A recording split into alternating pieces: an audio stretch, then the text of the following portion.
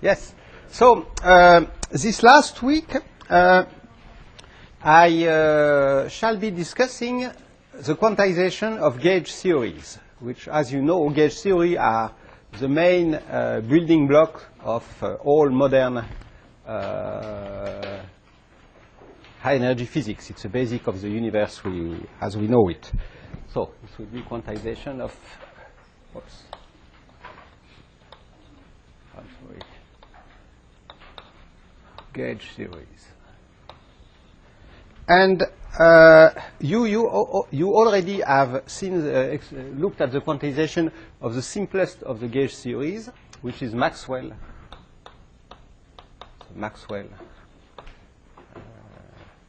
gauge theory in the CFT1 course. And I remember that the Maxwell theories, in fact, you have only one field, which is the electromagnetic field. And in fact, the Maxwell theory, when it's coupled to so Maxwell plus, for instance, Dirac fermions, which give you quantum electrodynamics, it in fact describes the interaction of a charged particle. You have the fermions, which are charged particles. Okay, so there is a current carried by the particle. This current is, in fact, it's a conserved current, so it's associated to a symmetry. Conserved. So it's associated to a symmetry. It's a U1 symmetry. It's a U1 symmetry of the electromagnetic charge. And this conserved this current is conserved, but you have interaction between this charged particle, and this interaction are mediated by a spin 1 particle, which is obviously, as you know, the photon. So but it's very important that the photon, as a quantum particle, is a spin 1 particle. So yes. So this U1 symmetry can be realized as changing the phase of the wave function of the electron. So it's very convenient because for quantum electrodynamics, there is something which is the phase of the wave function, and you have a U1 symmetry which changes the phase. But in fact, I like to view this as just a nice example, because the fact there is a phase in quantum mechanics has nothing to do with the fact that a wave function in any quantum mechanical system, you have a wave function, it has a phase, and the fact that there is a phase has nothing to do with the fact that the particles are charged or not charged. So it turns out that in the simple case of the QED, you can realize the U1 symmetry of which is the symmetry of the theory, as just an operation acting on the phase of the wave function. But those are slightly different objects, which you can fuse them in one object in that case, but they are slightly different. They are, in fact, they correspond to two different contexts. I would say the phase of a wave function corresponds to another symmetry, which is the conservation of probability. And it turns out if you have one single kind of particle, and if they are charged, conserving the probability and so forth, the number of particles, if you want, in a non-relativistic framework, is equivalent to conserve the charge. Okay? Yes? Do you mean like a global symmetry or okay, at the moment, there is obviously a global symmetry which is associated. So you know that in the Maxwell theory, in order then to add interaction and to have them mediated by a spin 1 particle, in fact, the trick to realize that is to extend this global symmetry. It's a global symmetry, and it acts on the same component of the field at different points of space in the same way. In fact, the only known way to introduce interaction mediated by a spin 1 particles between matter fields which carry charges is through local gauge interaction. Yes? U1, does that refer to the fermions or the Maxwell field? It refers to both. But I will describe that later in the general case. So the important thing is that in order to construct a consistent quantum theory, you need a local gauge symmetry. I never remember if symmetry has 1m or 2m in English. It is at 2m in English. Okay? You need to enlarge this global symmetry into a local symmetry principle, because that's the only way, in fact, to get rid, to satisfy, to get a consistent quantum theory which satisfies unitarity and Lorentz invariance. Otherwise, as you have probably seen in Kostya Zarembo's lectures, you have problem with the longitudinal modes of the photon. Have you seen that? Yes, and because you have not only the transverse modes, the two polarization mode of the photon, but you have also longitudinal modes, excitation which goes along the direction where the photon moves. And those, if you want to have a theory which is Lorentz invariant, then the norm, the scalar product of such quantum excitation is negative. So you have negative norm state. Therefore, you cannot have both Lorentz invariance and unitarity. You cannot have only positive scalar products. You cannot have probabilities which are always positive. So the only way to do that is to introduce a local gauge symmetry, which, in fact, and thanks to this symmetry, all those unwanted modes decouple of the theory, and you can have them in your calculation, but then you get, they do not appear in any physical process. Okay? So the question is, how can we extend this to charges and currents associated to more general and, in fact, non-abelian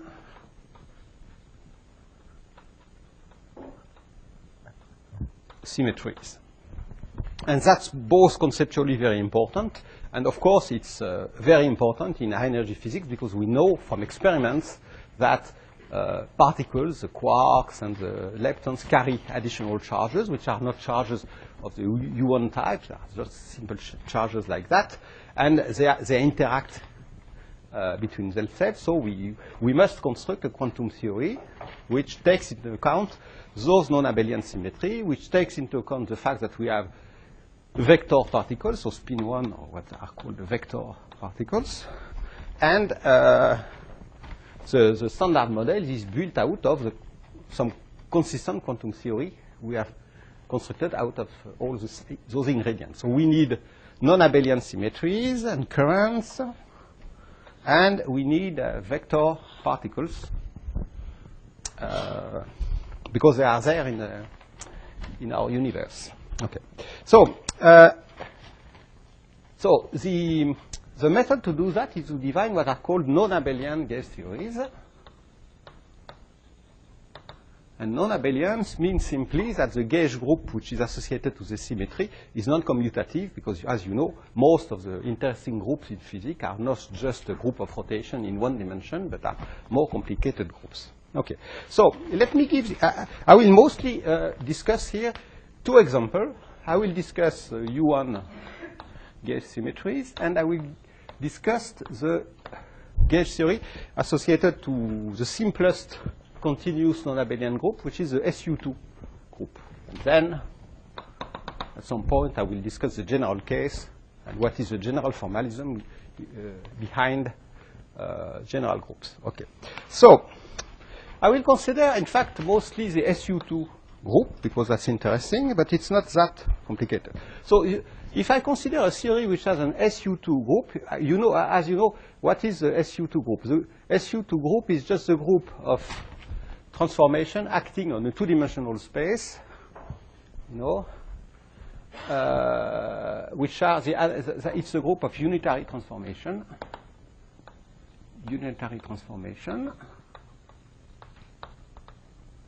on two-dimensional complex space with the constraint that so we have a unitary transformation U, which is a 2x2 matrix. 2x2 matrix.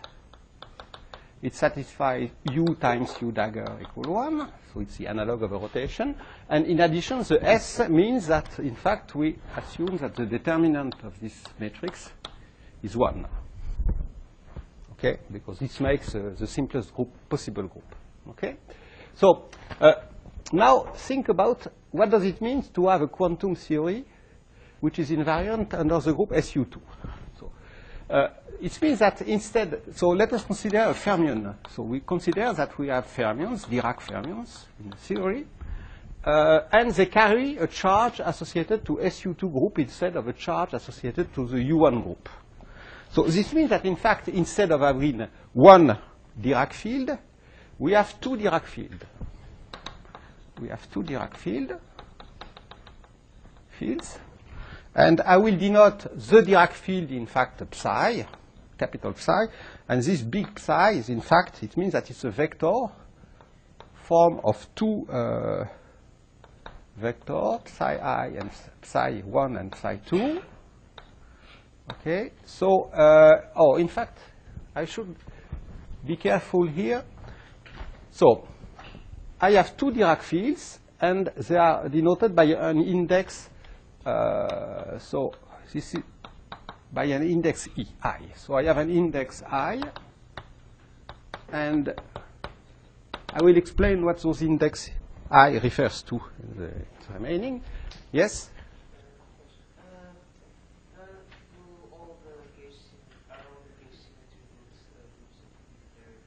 No. You can have that's because it's the simplest example. But you have a gauge group. Well, in the standard model, they are associated to the U1, SU2, SU3, so simple group. In extended, in ground unified model, for instance, you have O5, you have models. A lot of models have been proposed, but the gauge groups which come out, for instance, of compactification in gauge theories can be some exceptional group, etc. The important thing is that those groups have to be continuous, because they are associated to continuous transformation, so there will be Lie groups. Okay?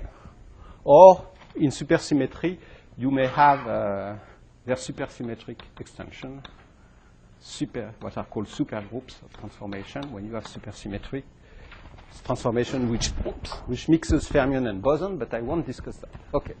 So first, I have an index Ig, in fact, which refers here to the different component of the matter sector. So the fermions describes the matter. So you have each psi I here.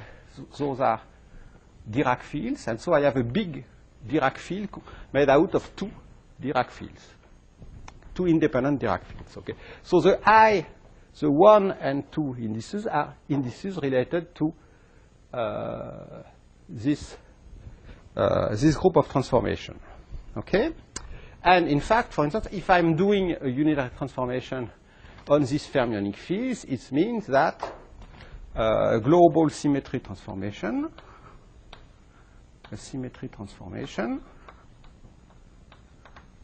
will consist in changing this psi field into U psi, or if you prefer, each psi I into Ui G psi G when I sum over the indices with U a matrix belonging to this SU2 subgroup. Okay? And instead of, in fact, so that's a global symmetry transformation, and one may be interested in an infinitesimal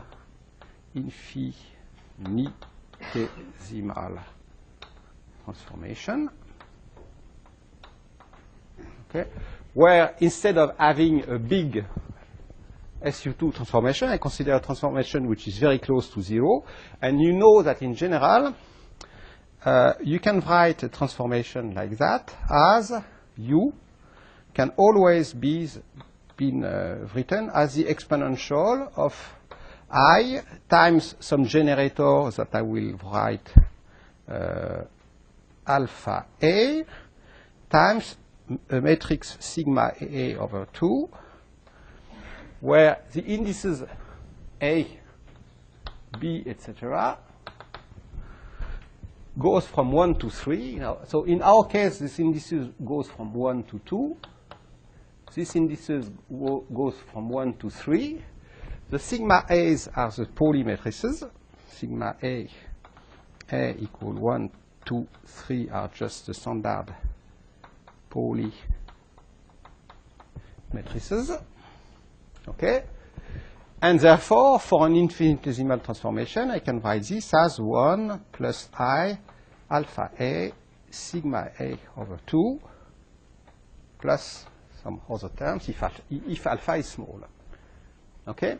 So the Pauli matrices are 2 by 2 matrices, and you have seen in your lecture in group theory that in fact the 2 by 2 come from the fact that they are generators. They are generators of the SU2 group. So in fact, they are they form a basis of what is called the Lie algebra of the group SU2. Okay? So you see that in fact, the fact that you have 3 generators for the group SU2 means that it means that in fact the group is considered as a space, is a 3-dimensional space. Its Lie algebra, the algebra of matrices generated by the Pauli matrices, is an algebra which has dimension 3. So these are group indices. Okay, the indices A, B going from 1 to 3 are group indices. And in fact, what you have here is both a definition of the group and in fact a construction of the representation of a group. Because you can obviously represent any element of a SU2 group by a 2-dimensional matrix, by a 2 by 2 matrix. But that's a representation of the group, which is in fact simply called the fundamental representation of the group. So the indices I and G are the indices of this 2 by 2 matrix. So those indices are indices of the representation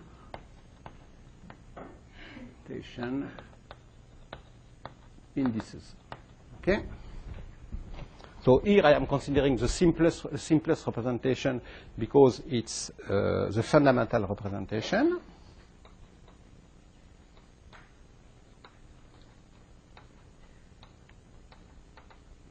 And the fundamental representation of SU2 is 2-dimensional. Okay. Okay. And so you see that you may consider those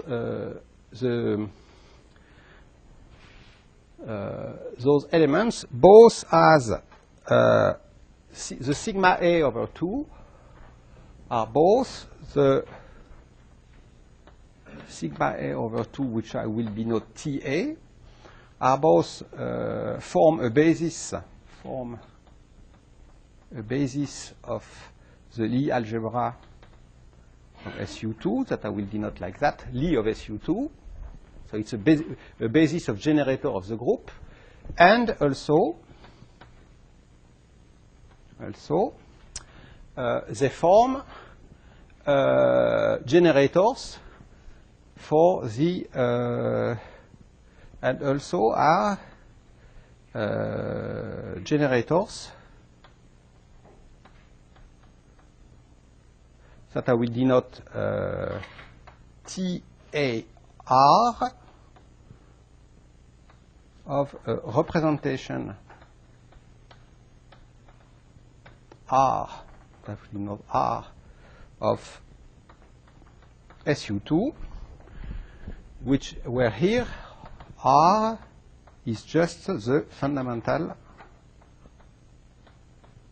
representation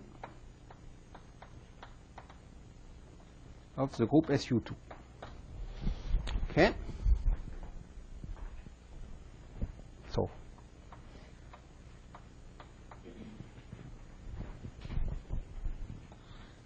okay. So it's a bit of formalism, but it's very useful to understand the following. And of course, the fermion fields are Dirac fields. So in fact, they carry indices. They carry Dirac indices. So each psi I has, in fact, carries, and with my notation, this is an. In fact, each psi I has an alpha indices. So the indices alpha beta will be the Dirac indices, and they go from 1 to 4, obviously. Okay, and finally, I will have to deal also with the Lorentz indices in what? The calculation. So, okay. So for the moment, we have two Dirac fermions, and they are Dirac indices. They are Dirac fields, so they carry a Dirac index.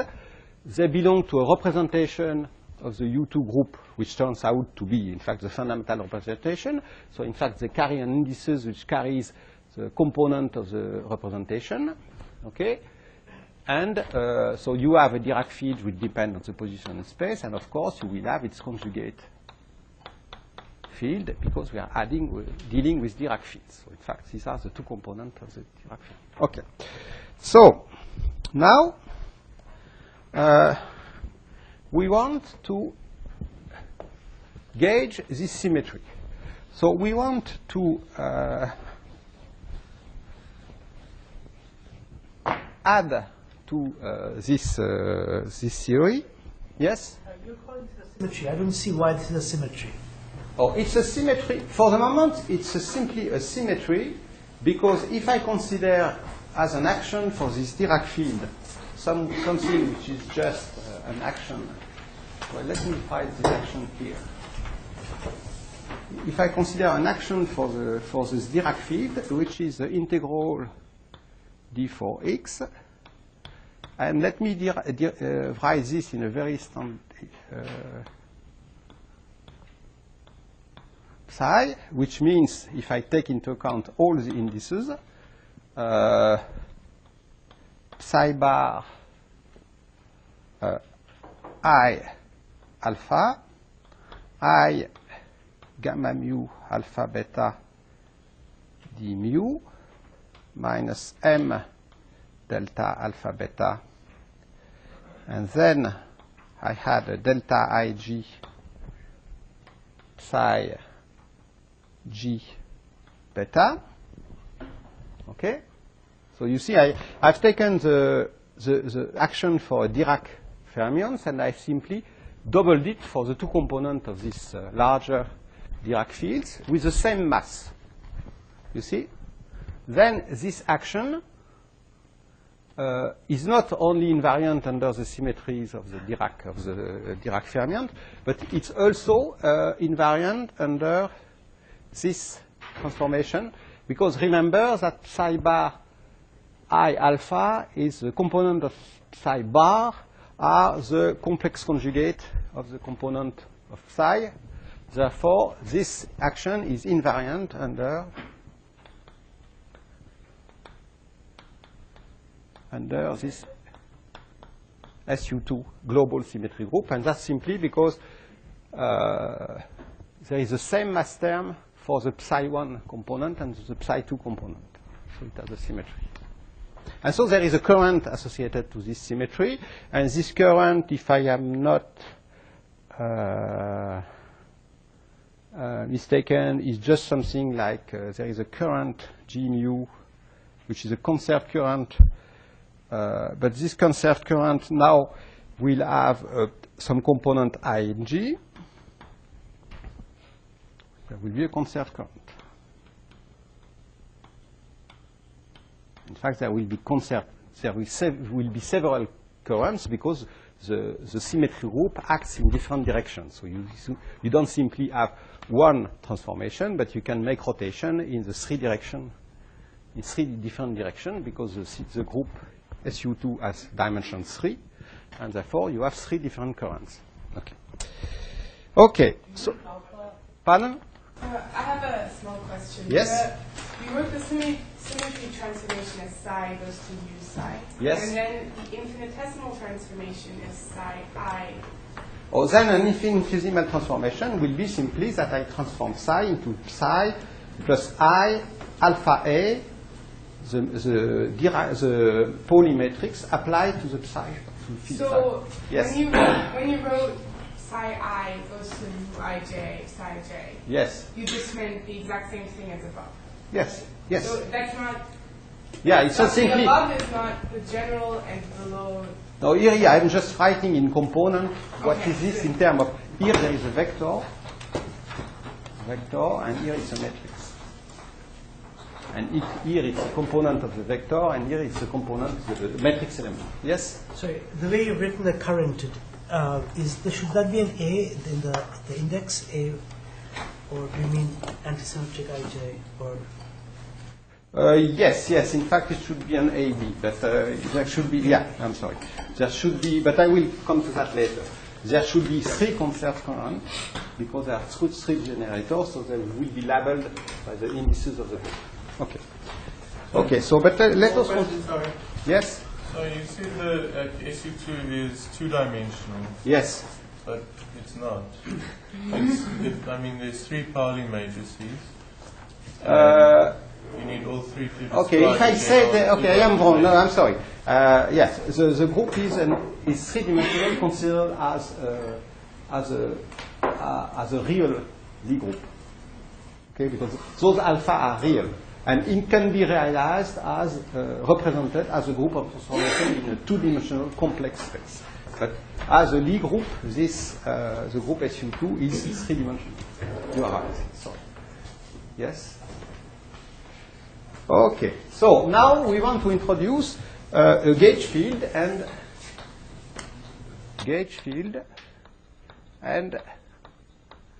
a gauge invariance principle to introduce interactions between those fermions and between those currents.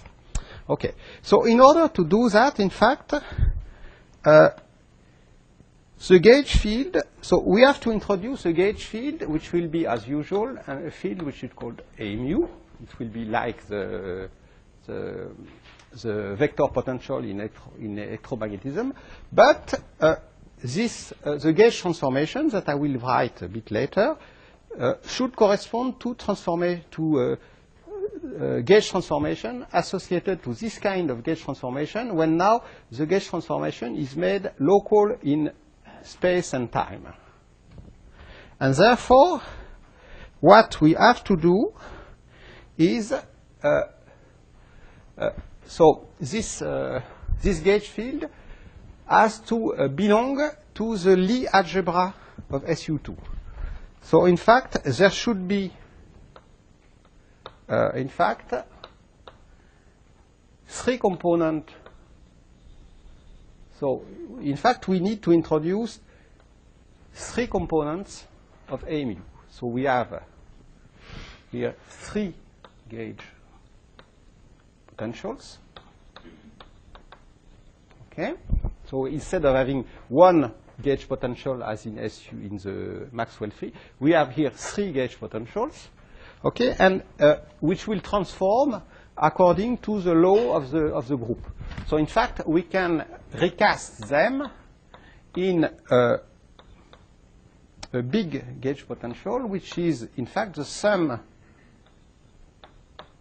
over each. So this is a number. It's a gauge potential which depends on the position of space. It's very important. Okay. Okay.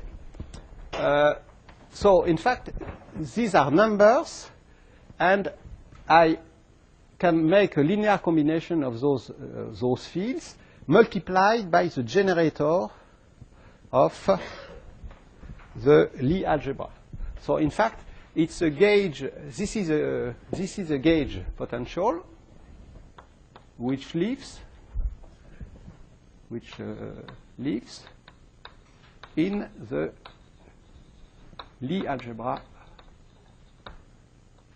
of SU2. Okay, so it is in fact what is called a connection on the gauge group. Okay.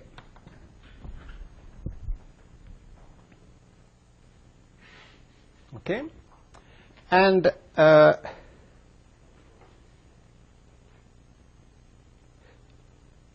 you may like, in fact, since the SU2 group is a group of transformation, you may represent this gauge field as element of the in the space of Pauli matrices generated by Pauli matrices. So you may like to represent mu in the what is called the adjoint representation of SU2. Simply, it means that I will represent the generator of TA as 2 by 2 matrices. And in that case, you see that those A mu can be, if I represent the TA by saying that the TA has 1 over A sigma A, the Pauli matrices. Yes? Sorry, usually when we think of the adjoint representation, yes, we think of the dimension of the representation, the dimension of the matrices yes, of that representation being the same as the dimension of the group, which in this case would be 3 by 3. yes, So, yes. But that's not what you mean here, right? Ah, yes, no, I was simply, yeah. So here you see this gauge field has 3 components.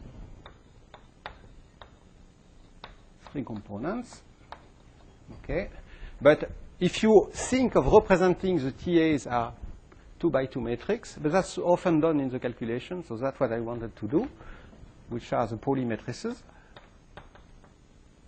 Pauli matrices. Okay. I can think about this gauge potential as being represented as antisymmetric, traceless 2 by 2 complex matrices. Okay? But that's in fact, yeah, perhaps it's a bit confusing. So let us keep this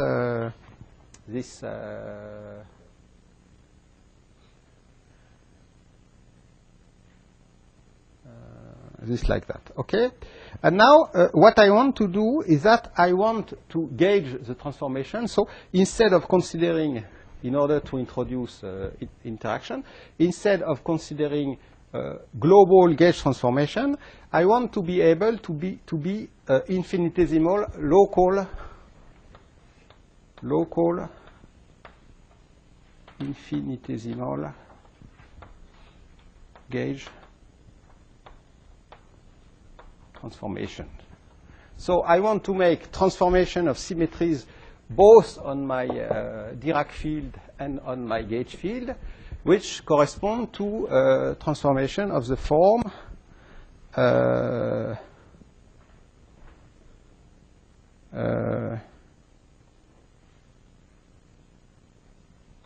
1 plus I alpha A of x TA, where the TA are the generator of the group. So this is a local information gauge transformation. I take a matrix U, which is of this form. It's the identity plus some small transformation where alpha, but now this depends on x. And I want to see what it is. Okay? So I know what it is when it acts on the gauge on the fermion film. What I need to do is that I need to do how making a local infinitesimal gauge transformation acts on the gauge field. And here I will give the recipe. The recipe is that when I am doing such a gauge transformation, the gauge field A mu, which is a function of x, will be transformed as A mu of x.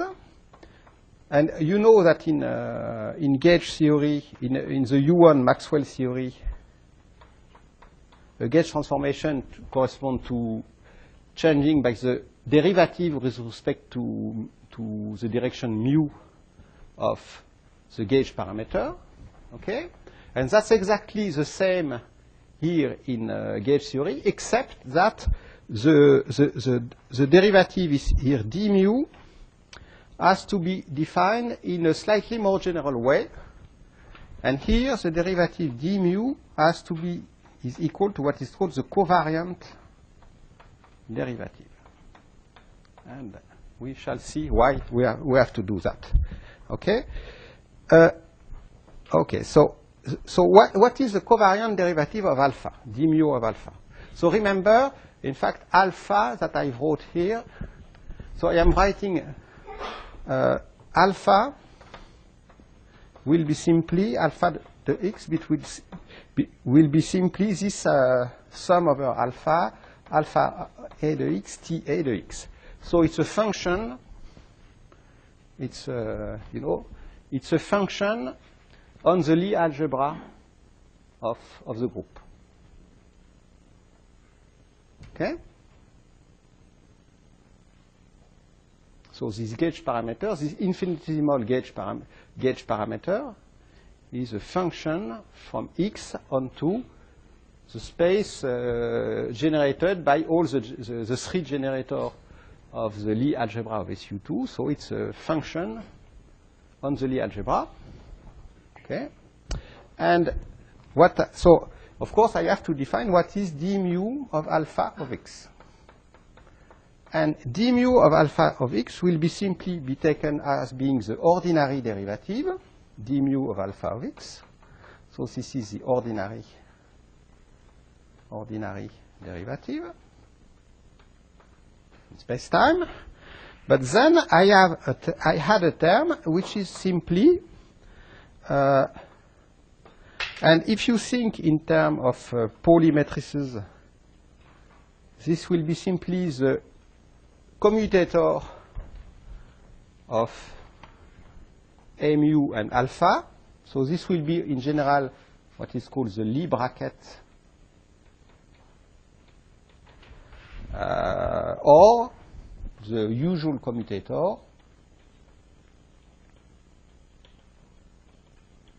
when you realize the TA as Pauli matrices.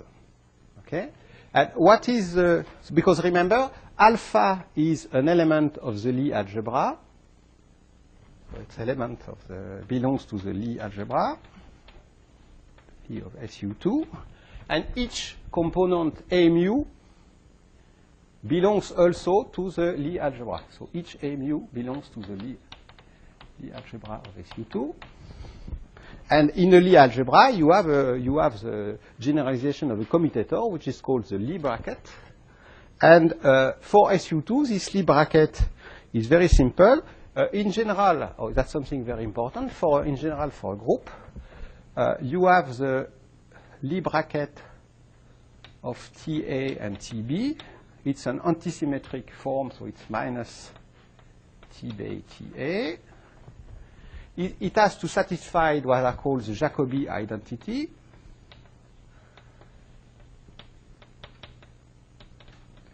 that we have seen in gauge theory, in group theory. And in fact, for SU2, and in fact, what is important is that the commutator of TA and TB defines, in fact, can be expressed into the generator of the Lie algebra, and therefore there is a matrix FABC with when I am summing over C, where these are called the structure constants of the group. And for SU2, the structure constant of the group are simply, so let me write this here. For SU2, the structure constant of the group are simply FABC equal the epsilon symbol ABC. Remember, A, B, and C goes from 1 to 3. And this is simply epsilon ABC is 0 if some elements are the same. It's 1, so we have epsilon 1, 2, 3 equal 1.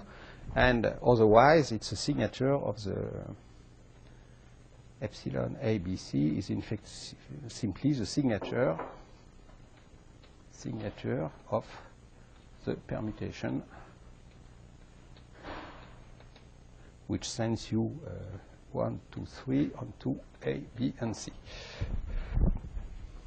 Okay. These are in fact, this corresponds here when I represent the generator of the SU2 algebra as Pauli matrices normalized by the factor 1/2. This corresponds simply to the commutation relation, the famous commutation relation of the Pauli matrices, which tells us that sigma x, sigma y equal 2 highs sigma z, for instance. This corresponds simply to this famous commutation relation for the Pauli matrix. Okay?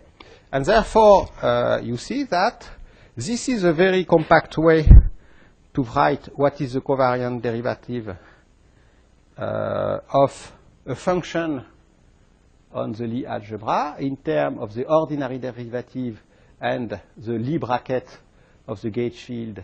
So of course this depends, I should be very careful, this depends on x, alpha depends on x, so it's a combination of function of x, alpha of x and the gauge field A mu of x, but it doesn't depend on the derivative. And if I write this in terms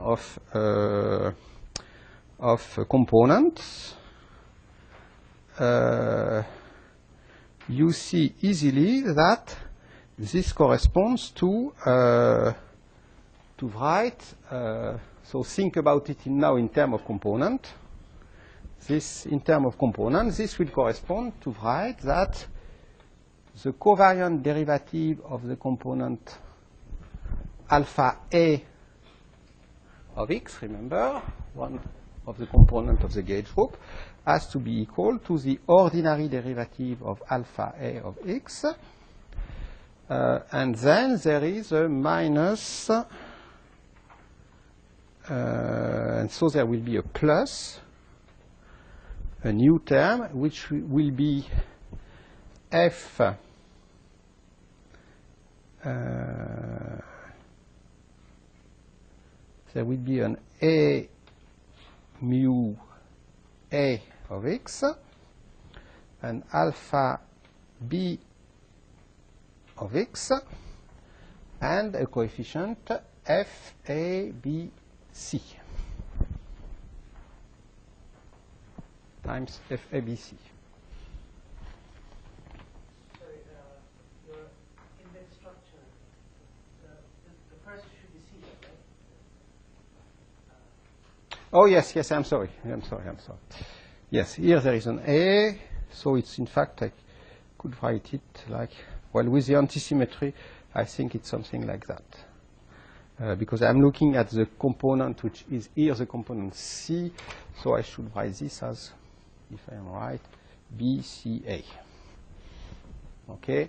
But, well, in the case of the group SU2, since the FABC F ABC is epsilon ABC, I can reshuffle the things and everything works fine. So you see, so the covariant derivative of the gauge, the gauge generator alpha A is the ordinary derivative plus a combination of alpha times the gauge potential. Okay? So once I have been doing that, now here comes, and I will use that because it's important. For the moment, I've just been doing mathematics. Yes? Because here I don't pay attention whether it's up or down, because that's the same thing. So, but I should have put this high. Oh no, here it's up, here it's up. So it should be DCA, and which is the opposite of that. But it's not important for SU2. Otherwise, you have to be a little bit more careful. Okay? Okay, so first I have defined here what is gauge transformation on the gauge field. Okay? I know what is the gauge transformation acting on the vector on the matter field. It's just multiplying by this phase. Okay? And now here comes the so let us write it once again. In the same global way than we have this definition, which is global, for what is the covariant derivative and what is the action of the gauge transformation on the vector field. Let us rewrite what we've wrote here just in terms of Pauli matrices for the action on the matter field of the fermions, on the fermion, on the matter, if you want. This is the matter content of a theory. When I am doing a gauge transformation, I am changing the field psi of x into psi of x plus I alpha A times the generator A here, the generator A in the representation R of the matter field psi. So remember, psi is a 2 by 2, it's a Dirac field which has two components, so it's a 2 by 2 vector. To each generator of the group SU2 is associated its representation in this its representation in the 2 by 2, in the two-dimensional representation of the group SU2, which turns out to be the fundamental representation of SU2. But here, each Pauli matrices are considered as some representation of the generator in the fundamental representation of SU2. So this is a 2 by 2. This is a two component vector. This is a 2 by 2 matrix. And I multiply this vector by this 2 by 2 matrix, and I get a two-dimensional vector, which is here psi of x. Okay? And now, since I am doing with studying a gauge transformation, both psi depend on x and alpha A depends on x. Okay?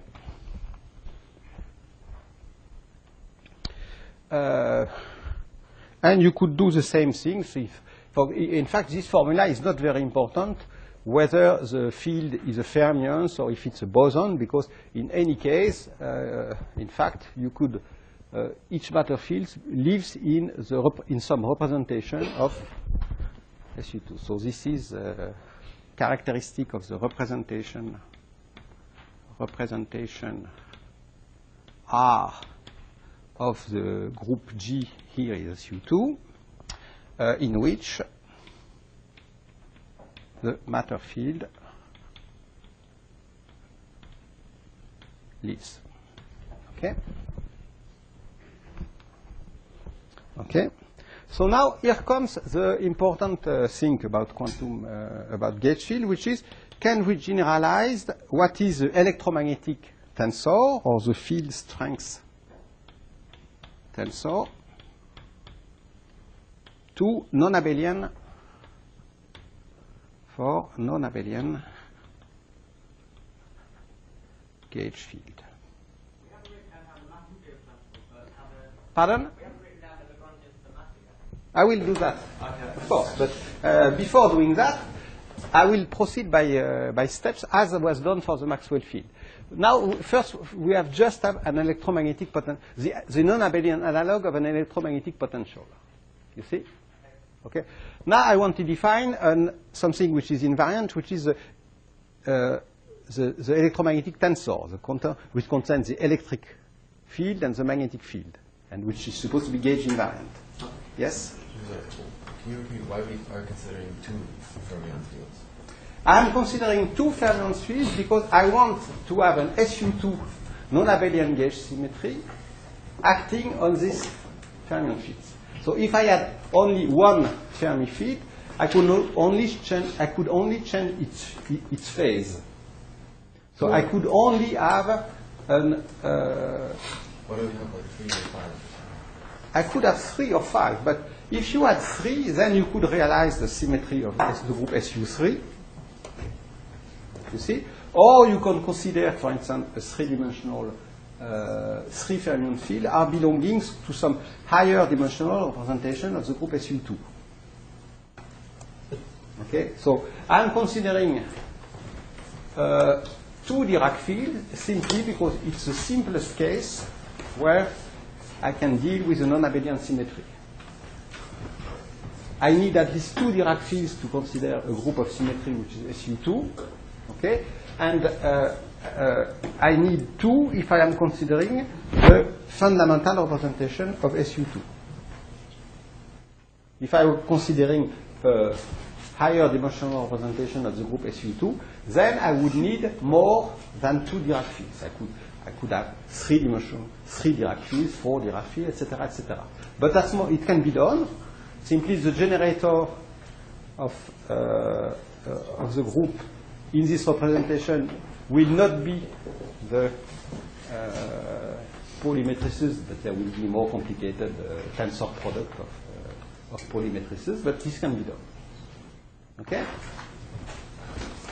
Okay, so now let us come back. What is the field strength? So what is the analog of the electromagnetic tensor? Electromagnetic tensor for non-abelian gauge fields. Okay? So, is there some f mu nu of x, which has nice transformation properties? In fact, there is one, and it is defined simply as, and if I am right, there is an I factor here.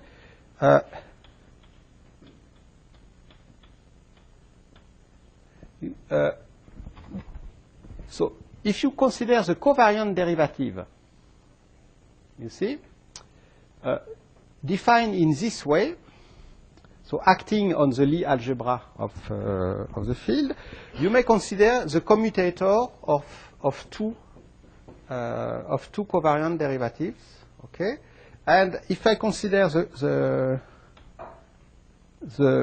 commutator of 2 covariant derivatives acting on something, I will obviously have something which I will have a d mu minus d nu d mu, which gives 0 because of partial derivative commutes. And then I will have some complicated object coming from the fact that something more complicated coming from this usual Lie bracket of commutator, something non-trivial, but not depending on the derivative, coming from this, you see?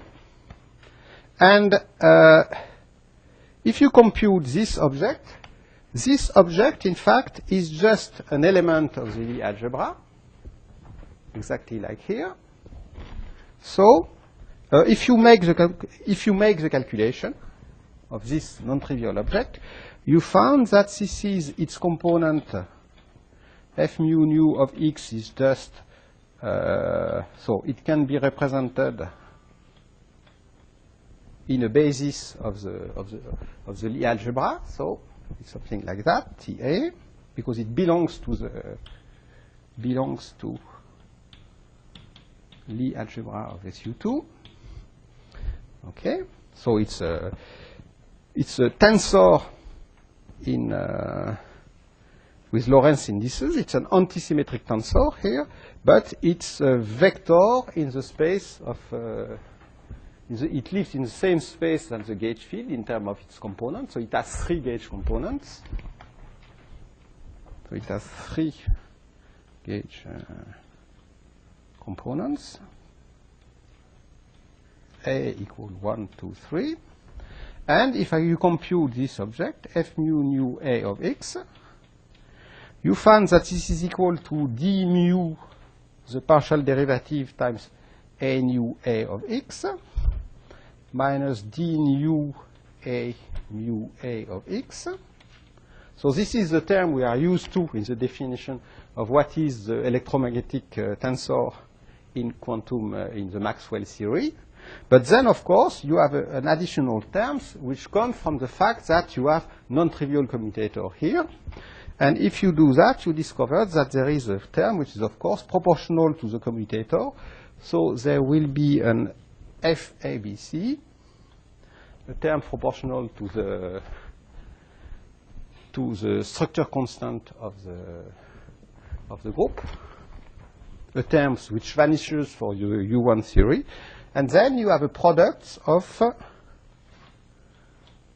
the gauge potential with the component ABC. You see, so this is a formal definition of what should be the electromagnetic tensor. Okay, and when you do the calculation, you found that it's in fact it has 3 components, and each of its components is given by this formula. You see? And you see that this is the usual term which comes from the Maxwell theory. Okay, and this is a new term which comes from the fact that the SU2 is non-abelian. So it has a non-trivial commutation rule. Okay? And remember that, for instance, you know that the structural constant here is a completely antisymmetric tensor. Therefore, this is antisymmetric in BC. So if you interchange mu and nu, you can interchange both B and C, and you check that this is consistent with the fact that it has 3 gauge components, and it's an antisymmetric tensor in the Lorentz indices. Okay?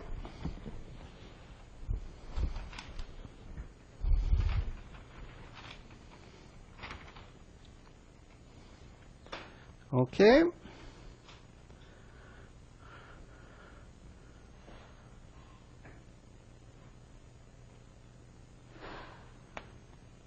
Okay. So this is really the analog in a non-abelian a theory with a non-abelian gauge potential of what is the Maxwell electromagnetic tensor in the abelian Maxwell gauge theory. It's the same, simply you have to take into account by this term which is nonlinear in the gauge potential, the non-trivial commutation relation of the group. You see? But why is this field strength tensor interesting? It is because, so I think I will erase that, just keeping in mind these rules about the indices.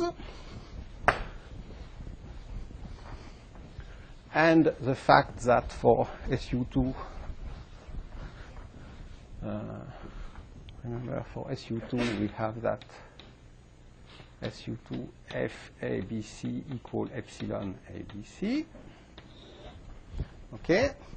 The advantage of everything here is that everything is covariant. So in particular, this field strength transforms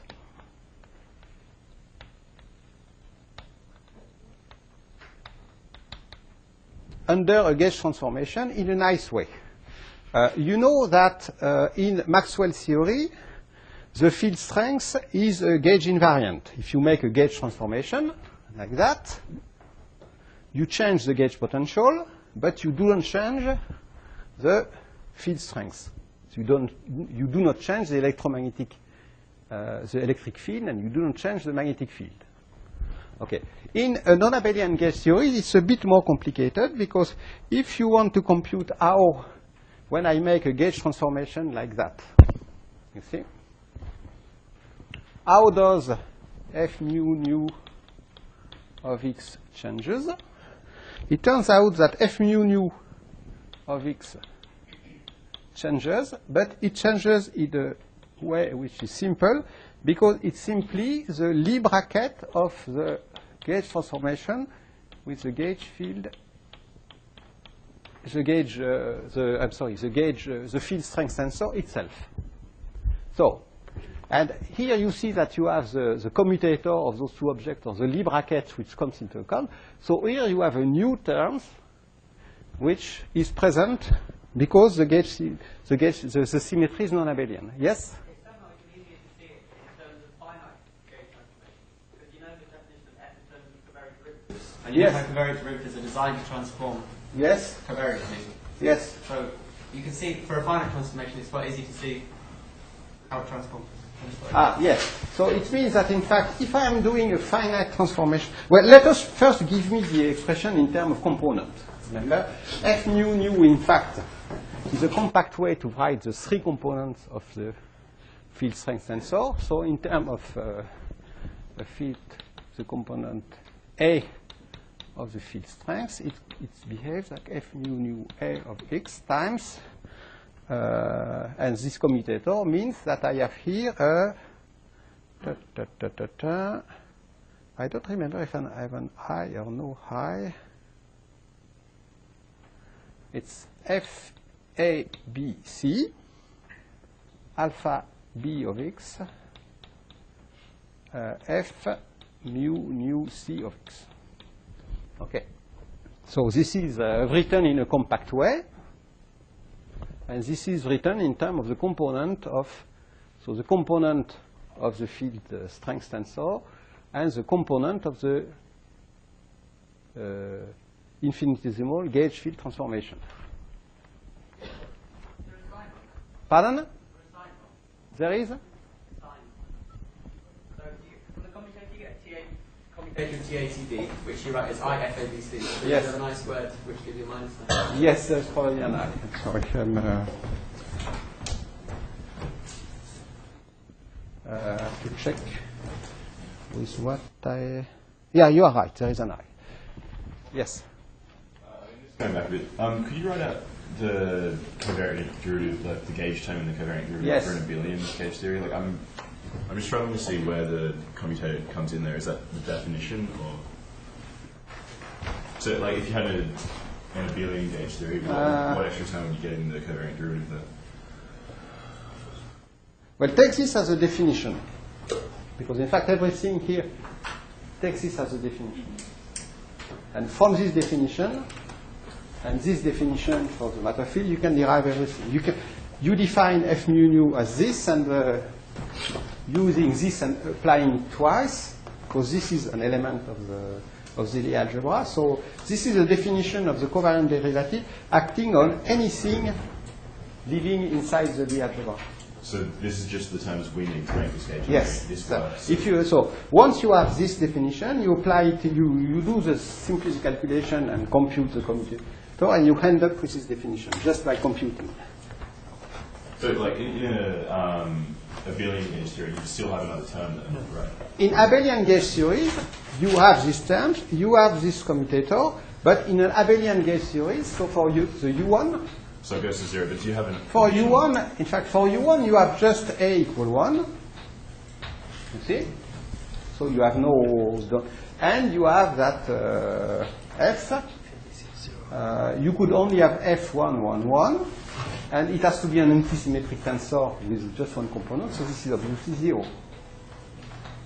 So therefore, for an abelian gauge theory, this term disappears, and the covariant derivative is just the ordinary derivative.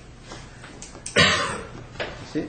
And so when I compute again, you get just that the electromagnetic tensor is just this standard combination of antisymmetric combination of derivative of the gauge potential, and you don't have this term. So that's the covariant derivative in the adjoint representation. That's why it's confusing. Yes. So this is a definition of. This is a definition of. This is a definition of the covariant derivative. So this is the covariant derivative. Yes, that's what I wrote here. This is the covariant derivative acting on anything which I call alpha of x, living in either the Lie algebra of SU2 or, that's equivalent, the adjoint representation of SU2. Okay?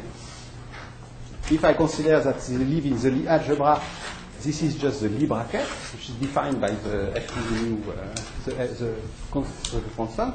If I think, oh, but I am living in the adjoint representation of SU2, then take this simply as the commutator of matrices. But you will get the same result at the end. Just two different ways to compute. Okay? Okay, so now you ask the question of, that's for an infinitesimal representation. Infinitesimal representation. Now, if you want to think of this group representation in terms, pardon, infinitesimal transformation. Okay. Now, if you want to term of non-infinitesimal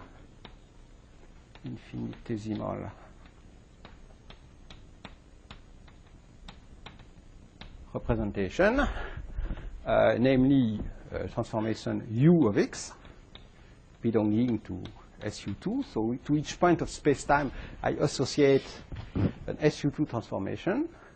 Then, in fact, f mu nu of x, considered, since I am in the fundamental, so I may consider that f mu nu, so I may consider that f mu nu of x is f mu nu a of x times TA, the generator, and I can, if I choose as the TA the Pauli matrices, so if I go to f mu nu a of x sigma a divided by 1/2, well, these are the Pauli matrices.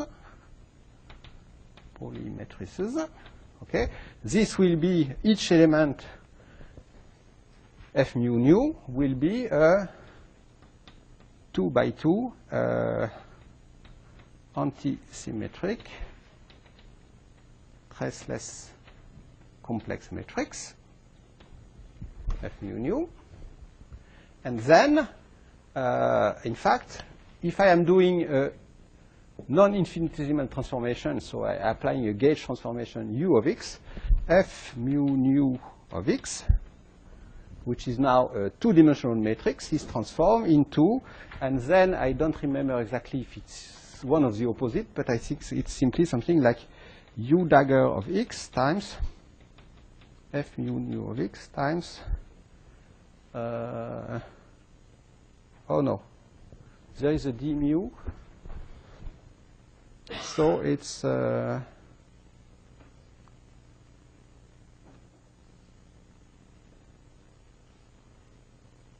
no, it is just this. So You should be u. pardon? The first one should be u, the second one is u. Yeah.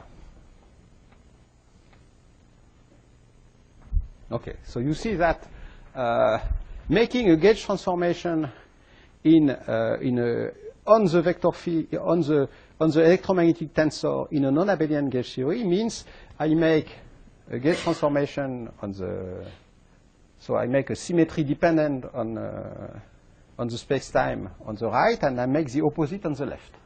You see, so here I am doing a symmetry transformation depending on space-time.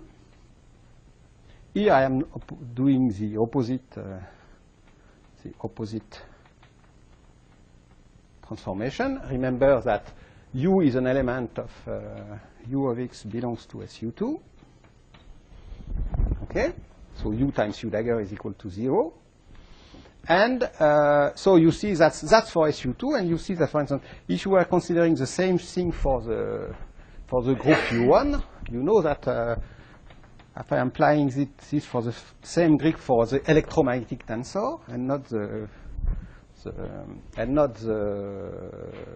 SU2 field strength, I would have exactly the same results. I would have that F mu nu electromagnetic of x is changed where I multiply by a phase depending on x, and here I multiply by the opposite phase. But here, this is a pure phase.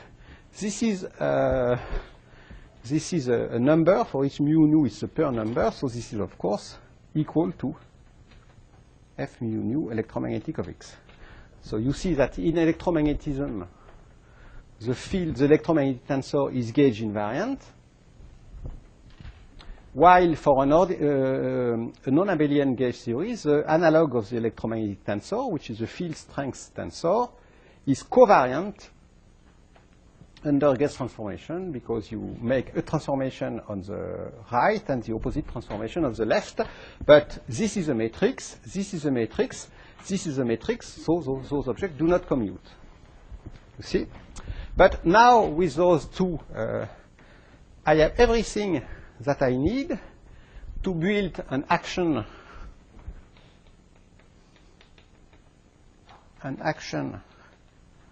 for the gauge field and an action for matter which is gauge invariant, and I will end up there. I will just write the action and we will discuss it tomorrow.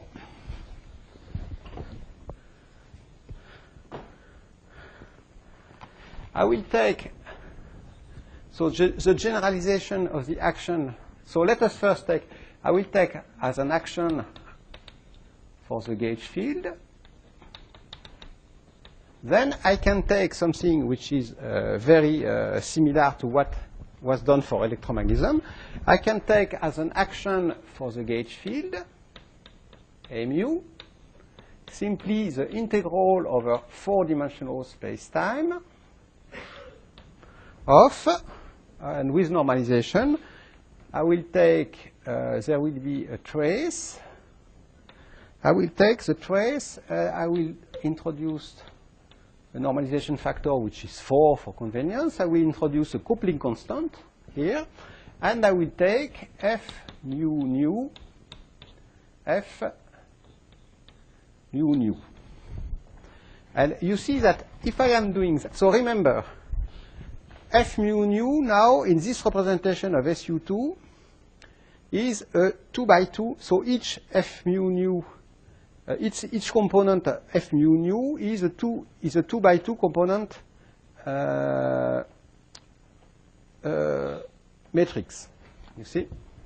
So I can take the products of those two matrices. Remember, F mu nu here in my representation, F mu nu is a 2x2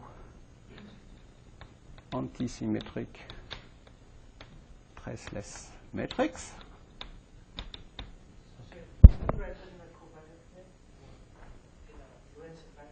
Pardon? The F mu nu, they're both all downstairs. So that should I can write this in a covariant way. It's not important for, but you're right. No, you are right. I am using my matrix. Remember that I am always using now my matrix, which is that H mu nu is minus 1, 1, 1, 1. So it's different from what is used in Peskin books, but here it's not important because you have always two indices to raise and to lower, so you have always two products of these indices, so it will make no difference with the notation of Peskin. Pardon? When you take the trace, you get a 4. Because of the normalization of the... So you would prefer the normalization too? Well, that's the one that Peskin uses. Okay, so so I have one difference. I don't know, in my notes I have a 4, and I kept with a 4, so I think for my consistency, well, let us keep the 4. Anyway, it will be in the definition of this G, which is the coupling constant. No, it's the definition of the taking the trace of the... Oh, it depends on how you define the trace of the... Okay, yes, you're right. Okay, so, well, at the moment, let me keep that. That's not very important. So here you have a coupling constant, a term, a coupling constant, which will play a very important role in the rest. And now I have an action. What is the action for the fermions? So I have an action for the fermions, psi and psi bar. Remember?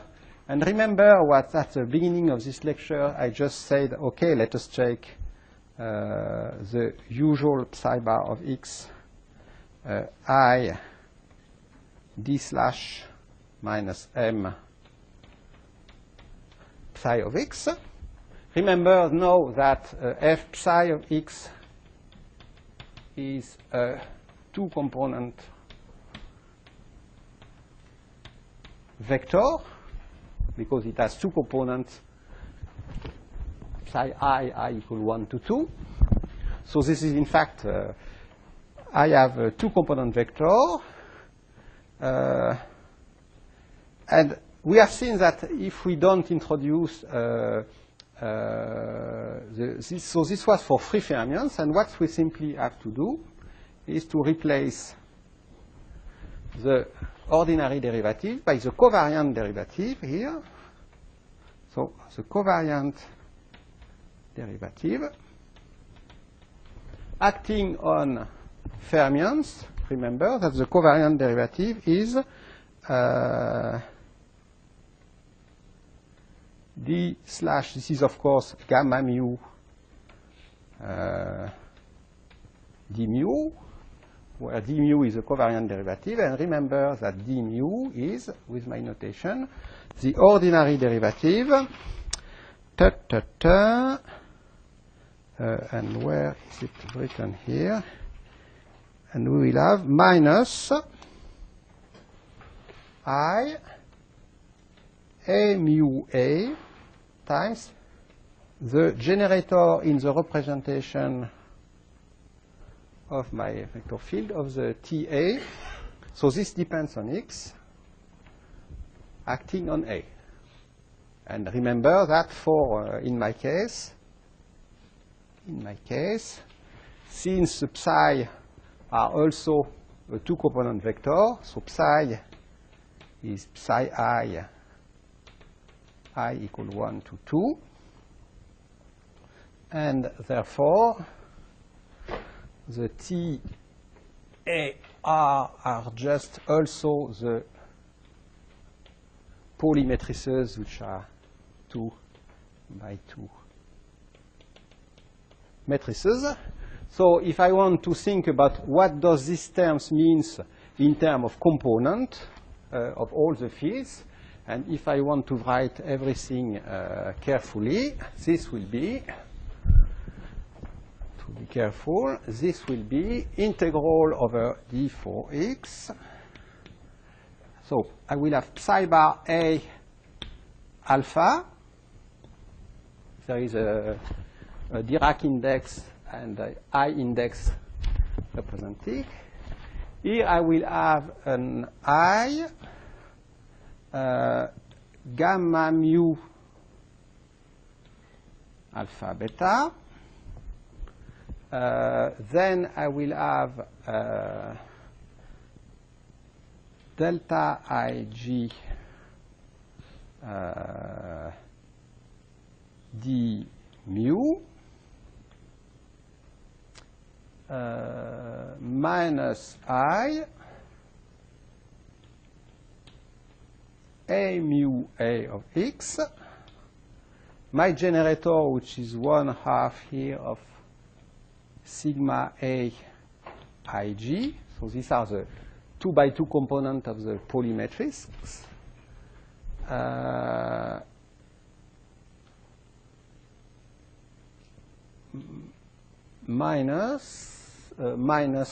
So this is for m, and then there is a minus, and then I will have a delta alpha beta, delta Ig m, and then I have a psi beta g. So this is, yes? Sorry to stop you. I'm just confused again about the action of the gauge field. Is that a kinetic term with a coupling at the front? This one? Yeah, it looks like a kinetic term, but it's got a coupling at the front.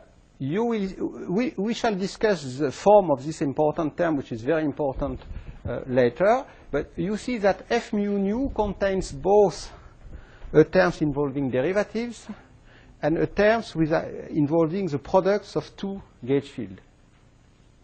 So when you take F mu nu times F mu nu, and if you take into account all the indices, you will see at the end that there will be an ordinary Maxwell term, which will be involving only derivative. There will be a product of this Maxwell term with this, so we will have a term involving three gauge fields with some derivative. So it will be some interaction terms. And there will be a product of this with this, so we'll have a product involving four gauge fields. So in some sense, these terms will contain, and we shall discuss that tomorrow, it contains both a term which is linear, which is quadratic in the A's, which represent the propagation.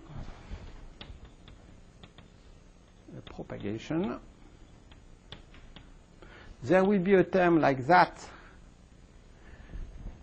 which will represent, so this represents the term of AAA. This represents an AAA, and there will be a term like that, AAA, which represents the term. So this term contains both propagation and interaction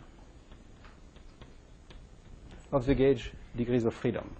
But they are contained in this very compact form because it is the only form which is covariant, because you can check that it's the only term which is covariant, which is invariant under gauge transformations. Because you can check that because of this transformation law for the stress energy tensor, or this global transformation law, here there is a U and here there is a U dagger. So if you make the multiplication twice and you make the trace, the U and the U daggers go to 1. So the gauge field is coupled to itself because F mu nu contains nonlinear terms to A mu.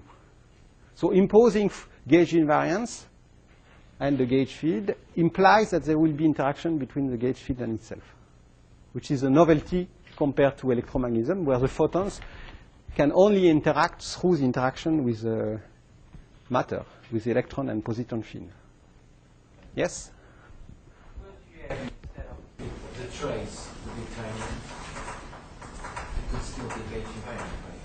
Yes, but this term, of course, you may have the determinant, well, except that you have to make it also Lorentz invariant. But you may have trace of 4, 3, 4, 5 terms, etc.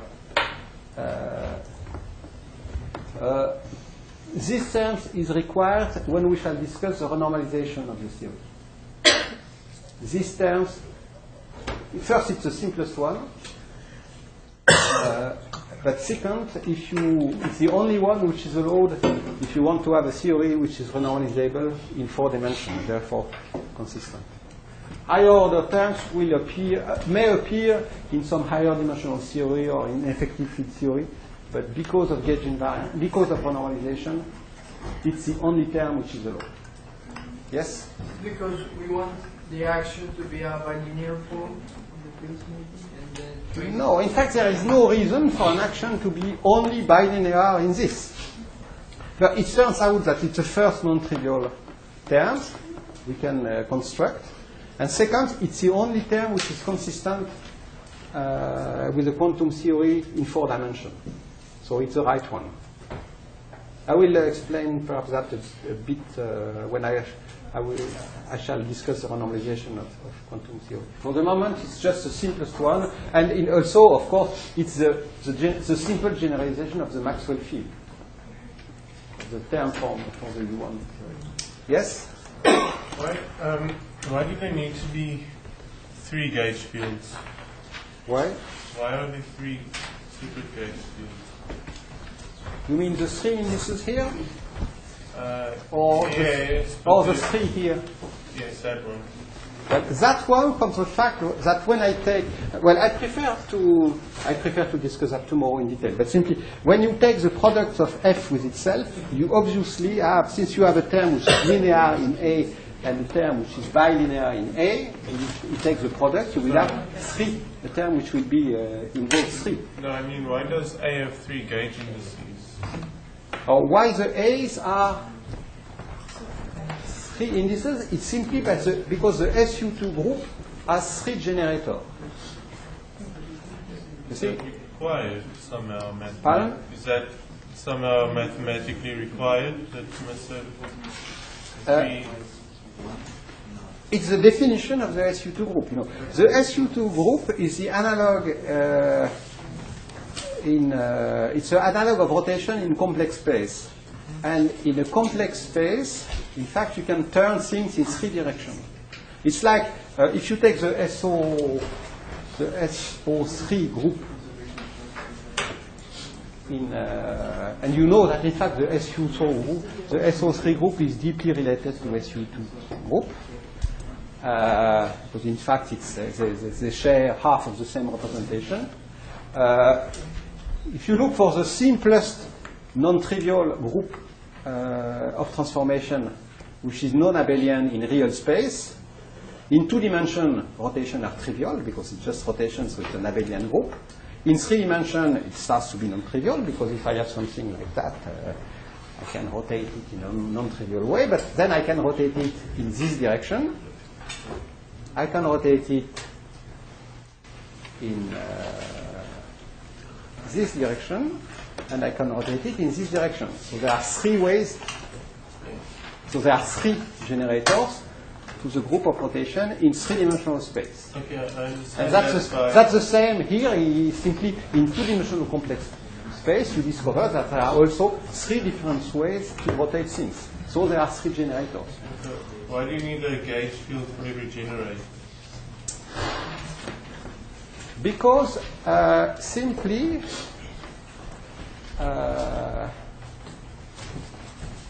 that's what I have erased that. That's simply because if you can state it, for instance,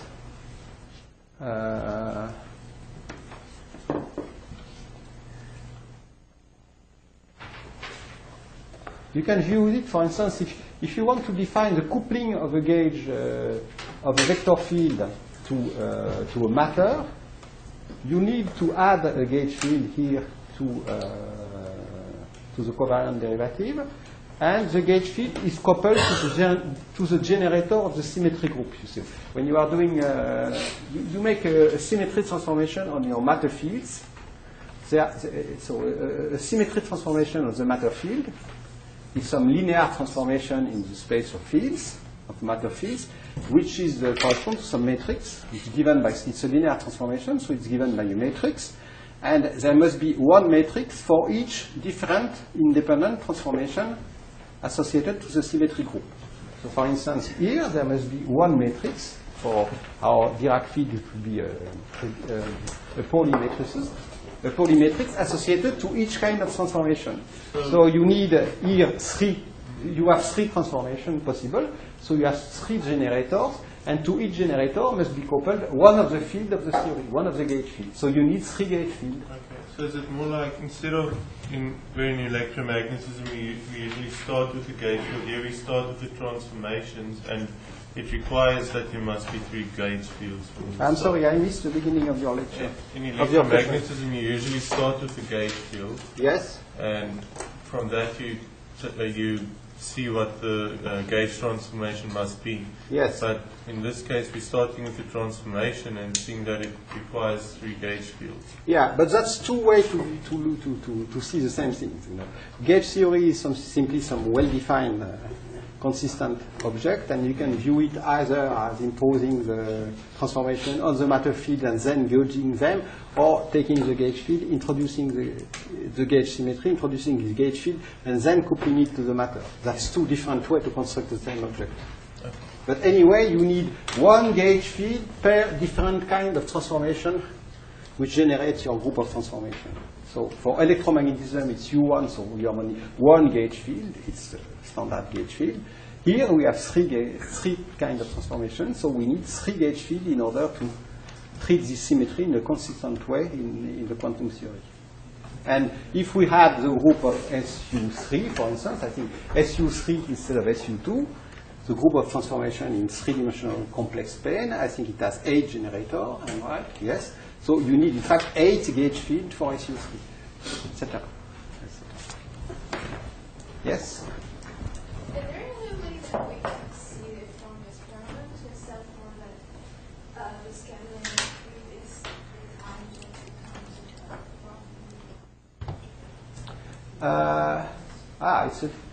you ask whether it's possible in experiments to see whether there's a number of those group structures? well, I don't know very well the history of how everything was discovered. Wait for the standard model course, where you'll see different... Yeah, in the standard model, I think people slowly realized in experiment around the weak energy interaction that they had current interaction between currents, which were carrying more structure than just electromagnetism. So they, at some point, they had to realize that they needed currents associated to an SU2 group. So in the standard model, you have the standard U1 group of electromagnetism and the SU and some other currents, which are called the weak currents, which are associated to an SU2 group. So it was somehow an experimental indication. But the situation is much more complicated in the electroweak model because, in fact, the way the symmetry is realized is not realized in a simple way that I have described here because of what is called the Higgs model. So it's but they find yeah, I think so. But I'm not. I will ask Michael Peskin in a few weeks or a few months because he's an expert in the history of high energy physics and I'm not. Or look at his books where he describes or in some other books. In fact, as usual with physics, in fact, you often discover a simple structure by very tricky way. It's usually not, you don't just discover something from scratch. And that's the case in high energy physics too. Yes? The gauge interactions between the fields, the reason that the weak force is confined to atoms. Like, for example, in electromagnetism, you don't have interaction between the gauge fields, and so yes. Or maybe you see propagation. Yes. So is that the reason? Here it's not the case, because the gauge fields are interacting. And in fact, they are interacting quite strongly. So is that why it's confined, like the weak force, to inside the atom? Is it the way the weak force is confined? So you don't see the equivalent of light coming into your eyes from these photons, for example? So like it's an internal... Somehow. But the real mechanism was why the interaction mediated by vector bosons in the real world are screened. But for the electromagnetic forces, is quite subtle and it's more complicated than just saying that they are coupled. They have to be coupled in some way. And the way, for instance, the electroweak forces, the force associated with this SU2 cross U1 group, which in fact mediates the weak interaction forces, they are screened in a way which is called the X mechanism, which is different from the way the SU3 interaction associated to strong interactions. So this is the electroweak interaction. There is a group associated to the electroweak interaction. These are confined. In fact, they are screened by a mechanism called confinement. Here they are screened by a different physical mechanism, which is called the X mechanism. So they both are screened because there is coupling between the gauge field, also because there is coupling between the gauge field and some matter fields of the theory. And at the end, only the electromagnetic forces remains visible at long distances. But there is a difference between the strong interaction and the electroweak interaction on the actual physical mechanism which occurs. But I will describe that later this week. Yes? This thing only describes massless spectral photons, right? This describes? Massless spectral photons. Yes. So it cannot be used for weak force. Well, this point, should we continue the discussion? I think it's coffee time, because the next lecture is supposed to start in a minute, I think. Yeah, so, okay, so then I just mention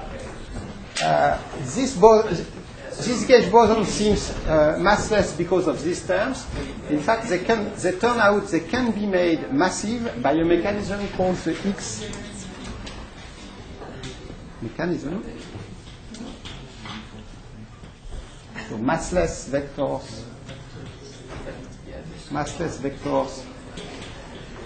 plus matter in some special way of couplings can give massive vectors plus other kind, well, another representation of matter. So, if you have only gauge bosons, either they remain massless or they are not visible at all because of a mechanism called confinement. If they are coupled to matter in a very specific way, then you can make massive bosons, which is what you know seen in the weak interaction.